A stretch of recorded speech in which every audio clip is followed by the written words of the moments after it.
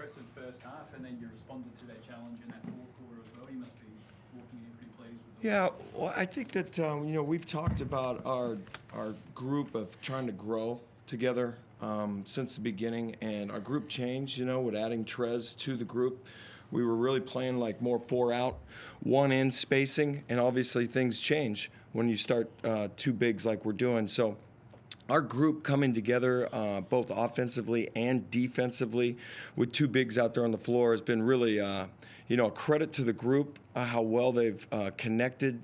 Like during the timeouts and things, we're talking about the right things, and we've just taken a huge step forward in, how we've been connected in the heat of the battle.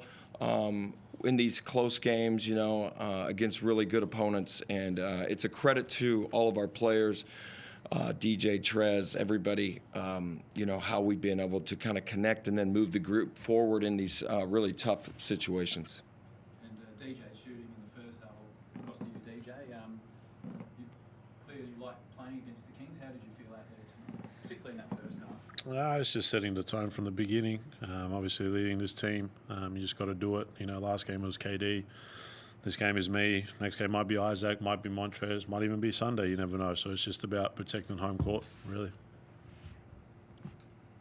Mike, you did a great job before Jalen Adams went off the floor, guarding him really well in that first quarter into the second quarter, and that obviously that was a key focus this week defensively.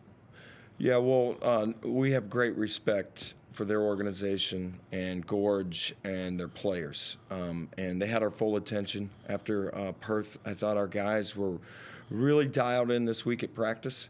We tried to do some different things at different times, but knowing personnel, knowing how they kind of like to play, them always being in 5 out, meaning 5 guys around the 3-point line, is really a hard thing to defend at times when you have kind of 2 bigs and Trez and Ice. That's kind of a different thing. But we understand that most teams are going to try to get our size up and out of the paint and shoot threes. For us to be able to get back to the 3-point line, contest, and then be able to close, one of the big things in Perth was their offensive rebounding. We handled that on some levels, right? We did win the rebounding game, which was a huge plus for us. Well, you did hold on to 7 second chance points in the first half, and that sort of set it up for you. And particularly, of course, from the numbers, that they're number 1 in the competition for that. So to be able to force them to shoot the ball further outside and make them shoot 35 3-point attempts, was that pleasing for you to be able to get that execution done that way? Well, it's just a huge part of the game if you want to try to beat these guys. Their bigs are going to be respacing to the 3-point line. Ice and Trez or whoever the matchup is going to have to get back to them and just try to contest, right? It's going to be really a constant battle as the game goes on for us to be able to try to, protect the rim on one hand, because Cooks is at the rim and Adams and those guys, and then you've got the trail in 3-point shooters. But that's kind of the way the game's played. That's what we have to do. I thought that we, for 3 quarters, we probably did those kind of things at a pretty consistent level. Obviously, there was about a 10-minute stretch there where we didn't, right? And those will be the things that, as a group that you have to kind of focus on, right? The offense is going to come and go.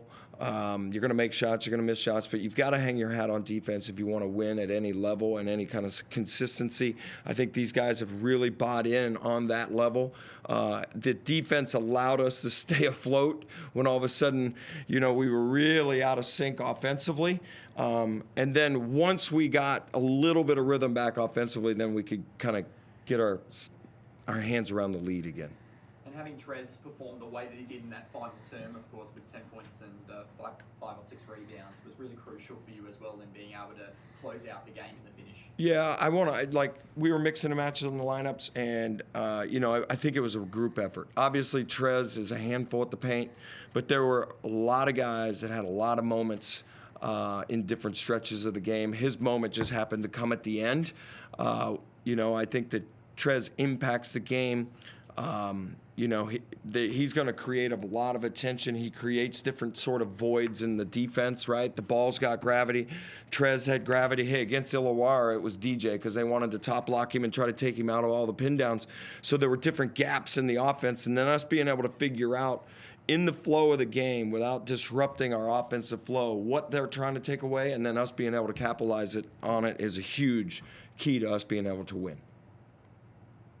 DJ, just in that period either side of three-quarter time when Sydney made their charge, what do you think was the factor there, and how did you counter that? I think we just didn't take care of the ball. We start, they get a steal off the fourth quarter start, layup. We have a bad possession, turnover, layup. And then lucky we have Isaac and Trez in the back to hold it down because they beat us and we contest the shots. So it's just about finding ways of when the offense does get sticky, what we go to do. But again, we could have called a timeout in the first minute of the fourth quarter, but we didn't. And that's coach giving full credit and full trust in us to just keep it moving forward.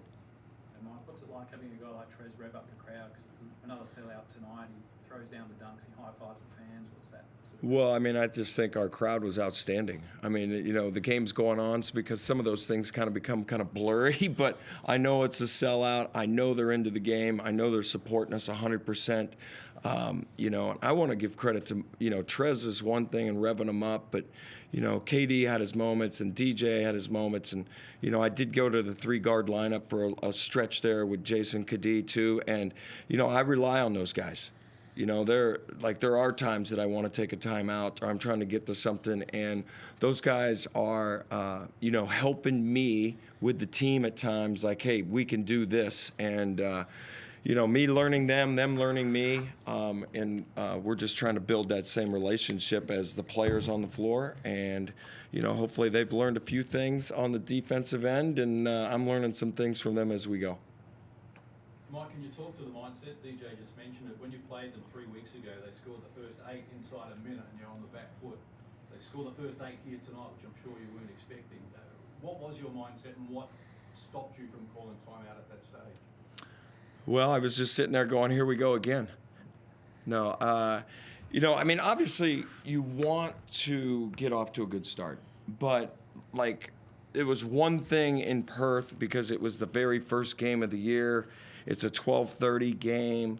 It's Sunday afternoon. There's different things. We've had a very good week of preparation. I have to trust the guys at this point. We're completely, we've grown. We talk about moving the group ahead 1% a day. I think we've had great connectivity in practice, their attention to detail when I'm talking, and we're trying to put in the game plan. These guys have been dialed in. So at that moment, I knew everybody was ready to play. I knew that we were ready to play. It wasn't a lack of us not trying or, the ball just didn't go in tonight, but there was I just felt like it was a different situation than the first game, on an early game, on a neutral court. We were going to settle in and play this game. They outscored you. They grabbed the momentum in the second half of that third quarter, outscored you 13-3, cut the margin, scored the first 5 of the fourth quarter. They cut it to 1. Mm-hmm.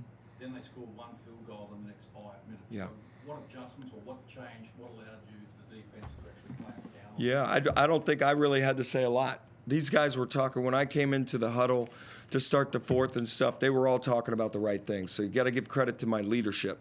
And that starts with DJ. That starts with Jason at that point, KD. But everybody's got a kind of voice. I think we've come a long way. It's really hard to get your team to kind of talk to each other and then talk to each other the right way. We don't talk a lot anymore. We just get on our cell phones and we text everybody all over the world, and we don't really talk to the guy that's next to us. But we have a group that actually likes each other, and, they're having fun, and they've always wanted to win. And, we've added a little different mix to the group with some different players, and it's been pretty fun, although it's not easy, and we're trying to grind out everything. But in that moment when the game started to get away from us just a little bit, there was no sense of panic in that huddle. When I walked into it, they were already talking about the right things, and they were dialed in, ready to go. I didn't have any sense I have to do this, I have to change something. None of that. And from a coaching perspective, obviously you're on a steep learning curve here at first season in the NBL. Did you learn something tonight, or something challenged you or was different? Well, I think every moment we go out there, I learn something. But, I'm said a couple of times, when I've got veteran guys that know the NBL, in DJ and Jace and Ice and Sunday. Like, I'm going to listen to them along the way. I'm going to say the same thing about my coaching staff. They're very organized. We've been very prepared. You know, they're guys that I met when I got here. You know, maybe the first week, end of July, I guess the last week of July, 1st of August. You know, my role switched from being an assistant with them to a head coach. But we've come a long way with our system and what we're trying to do offensively and defensively. It's constantly evolving. But I've got veteran players in that locker room that know the NBL, and I'm absolutely going to, you know, listen to them. Just like, hey, take the time out late. Don't take the time out late. They were all looking at me like, we don't have to take the time out. And DJ, from a player's perspective, that must be empowering, knowing the coach knows he can rely on you guys, but he wants to take in more knowledge as well. Yeah, I mean, we got our whole starting lineup plus Jason Kadir have played in this league. I mean, Trez, this is his first time, but you got Isaac, got Jace, who's played 15, 16 years. You got myself, who's won it twice. We keep forgetting Jarrell. Jarrell's won in this league as well, so he's got a voice. So it's just the trust. Like, we're going to listen to what coach wants, but it's also good to respond, and the coach listens to what we need, because we're the ones playing a basketball game. So we're always talking. You know, when I get subbed out, I'm talking to him, I'm talking to Marco, and then same thing for them. So it's just the trust, and I think we're building that day by day, and he just says 1% better. DJ's extra specially at Sydney still, or is it not just another Nah, that's water under the bridge. If people want to continue that narrative, they can have it. It's just another team. There's mad respect there. Won 2 championships there, but hey, I'm an Adelaide 36ers, and I move forward. Go ahead, Jason. Mike, I know you said pre-game that the decision itself is out of your hands, but as a coach, would you like to see Montrez play out the season with the Adelaide 36ers? Well, I mean, that's like I said before the game, you know, that's way above my pay grade, okay? I think that he has really been an interesting guy for our group, you know, of veteran NBL guys, and obviously he does some things that have been, you know, different than other teams have, and, you know, his strengths as a player have kind of fit with some of the things that we're kind of trying to build, but you know, those decisions and all that kind of stuff's way above me. You've got to have other people up here to talk about it. My focus, as I said before, is on the guys in uniform of the game. That's what my job is. And, you know, our full attention right now is on a really good Melbourne United team. And we'll move forward and try to focus on what we need to do to be successful in that game. Could Montrez potentially fit with Jarrell? I mean, I think good players fit with everybody, like I said, but I don't really have above my pay grade. I don't really have anything to say about it. You know, I'm focused on the guys in the locker room. No worries. Thank you.